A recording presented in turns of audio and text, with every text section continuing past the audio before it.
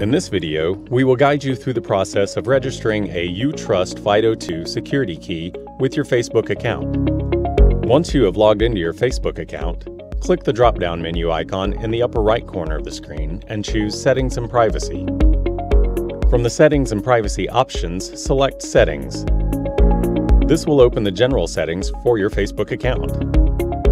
From the column on the left side of the page, select Security and Login. Find the section on this page labeled Two-Factor Authentication.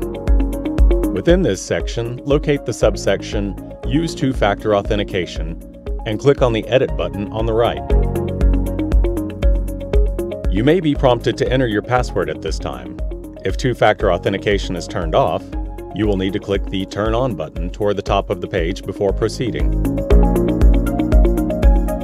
Under the section labeled Add a Backup Method, find the option for Security Key and click the Setup button to the right.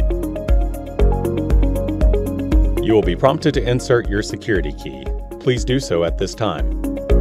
Upon insertion, you will be prompted to create and confirm a PIN. If you have previously registered this key, then you will be prompted to enter the original PIN. Once you have entered a PIN, the LED on the security key will flash and an on-screen prompt will request that you touch the sensor.